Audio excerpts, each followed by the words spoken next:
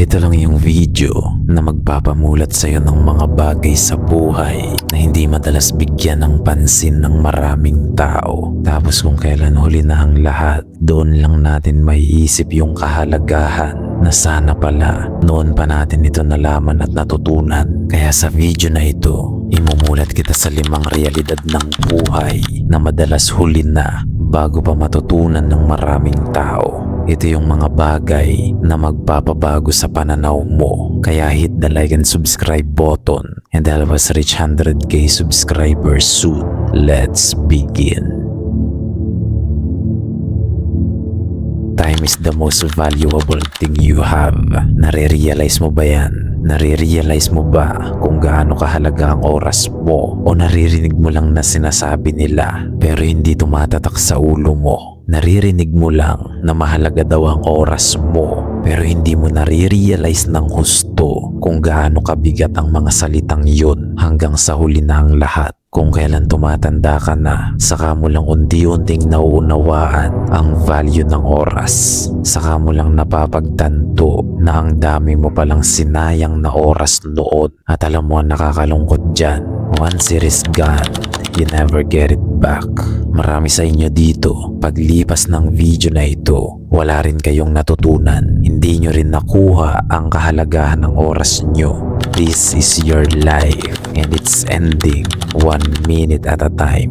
Huwag ka nang gumaya doon sa mga taong nagpapakasasa sa buhay tapos naging failure na lang sa huli dahil hindi na manage ng maayos ang oras nila. Kaya ako nga ginawa ang video na ito upang hindi ka matulad sa kanila. Buhay mo ito lakan at ang buhay mo unti-unting natatapos kada minutong lumilipas. Anong gagawin mo ngayon? Magpapakalunod ka pa rin ba sa mga bisyo mo? Maghahabol ka pa rin ba sa babaeng walang pakialam sa'yo? Magtitiis ka pa rin ba sa toxic mong trabaho?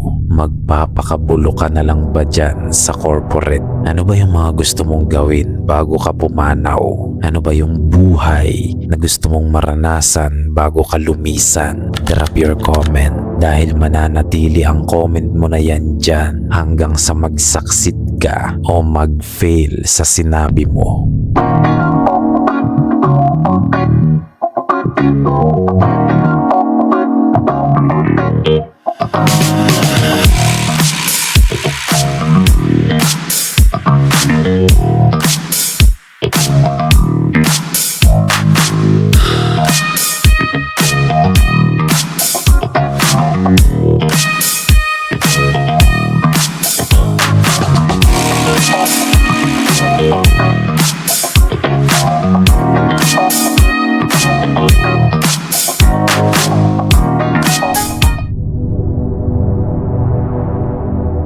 Happiness is not found in the future. Alam mo lakan, sobrang controlled, conditioned at brainwashed na ng mga tao pagdating sa happiness dahil sa standards ng social media. Nasusundan mo ba yan? Lahat naman ng tao gusto lang nilang maging masaya kaya dyan pumasok ang social media. Binigyan tayo ng mga halimbawa ng mga bagay na dapat daw nating habulin o dapat daw magkaroon tayo ng mga yun upang maging masaya tayo. Nasusundan mo ba yan? Sabi ng social media, dapat magkaroon ka ng sports car, dapat magkaroon ka ng mansion, dapat magkaroon ka ng 7 digits na income, dapat makapag-travel ka sa mga ganito, dapat magkaroon ka ng latest na iPhone, dapat magkaroon ka ng sariling kumpanya, dapat ganito ang morning routine mo, dapat ganito, dapat ganyan. Kaya yung mga tao, todo trabaho at grind, pasok sa hustling culture at nagpapaka-burnout kasi kailangan nilang habulin yung mga bagay na sinabi ng social media sa kanila para lang maging masaya sila o makapagyabang sa ibang tao. But guess what? pagdating nila dun, hindi sila satisfied, hindi rin sila contented, at hindi sila masaya sa mga bagay na mayroon sila. Bakit? Kasi yung pangarap na na-achieve nila ay pangarap ng social media para sa kanila. Hindi nila pangarap mismo. Nasusundan mo ba yan? Kaya ang nangyayari sa karamihan, nagsasayang ng oras at effort sa mga bagay na deep inside, hindi naman talaga nila gustong gawin. Kinondisyon lang sila ng internet. Your health matters more than your work, your money, and your reputation. Lakan, tatanungin kita, tatanggapin mo kaya kung bibigyan kita ng 10 milyong piso ngayon pero bukas hindi ka na magigising? I-comment mo nga ang sagot mo sa tanong na ito. Nais kong basahin, ngunit kung ang sagot mo ay hindi, ibig sabihin, mas mahalaga pa rin ang buhay mo kaysa sa 10 milyong piso. Tama. Anong silbi ng pera kung hindi mo naman ito mapapakinabangan, di ba?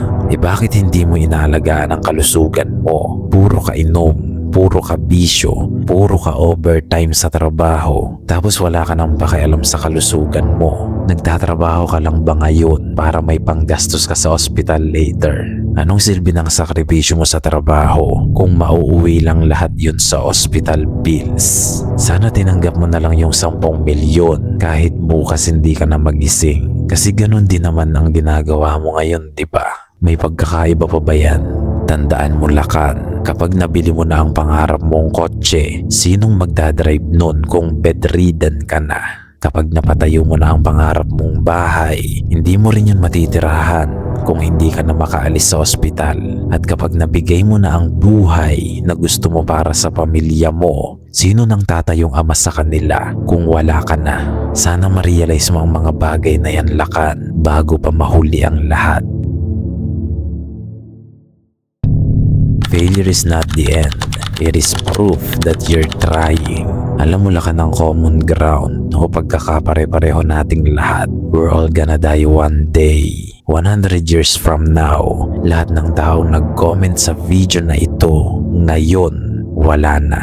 Wala na pagkalipas ng 100 taon. Lahat kayo dyan na nag-comment sa ibaba at kasama na rin ako. Kita-kita na lang tayo sa mga mapupunta sa langit. Nakakakilabot ba? Nakakatakot ba? Walang nakakatakot dyan. That is the beauty of life. It doesn't last forever. Kaya bakit ka matatakot mag-fail sa buhay? Bakit matatakot kang sumubok ulit? Bakit ka matatakot sa failure? Ano bang iniingatan mo? Buhay mo. Kasasabi ko lang, pare-pareho tayong mamamatay dito. And guess what? Kapag ba nasa mga huling hininga mo na ikaw, yung mga failures mo ba ang iisipin mo? Tingin ko hindi. Tingin ko ang papasok sa isip mo is how did you live your life? Naging worth it ba yung oras mo dito sa mundo?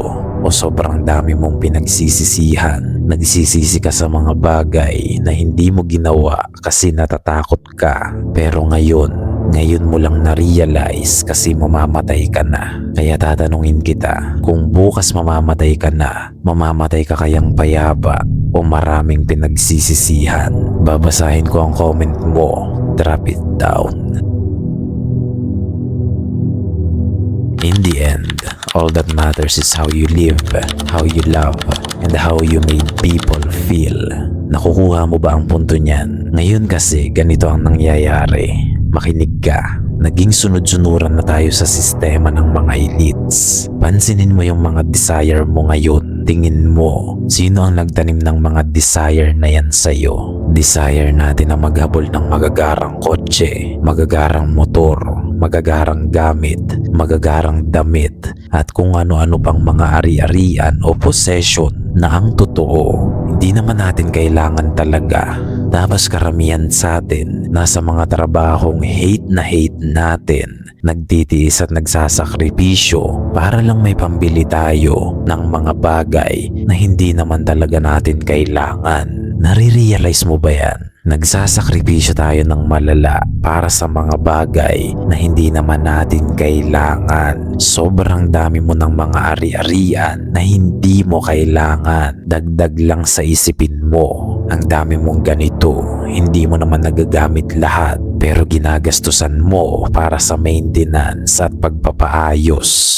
Nare-realize mo ba yan? The things we own end up owning us. Naunawaan mo ba yan? Ulit-ulitin mo kung hindi. Dahil kung hindi mo mauunawaan kung alin lang yung mga bagay na may totoong halaga sa buhay natin, magiging alipin ka ng konsumerismo. You will be a living consumer para sa malalaking corporations na ginagawa kang gatasan hanggang sa mamatay ka upang mas yumaman sila. You need to wake up. This is our brotherhood and we have a mission. We have a movement. We don't chase validations. We chase improvements.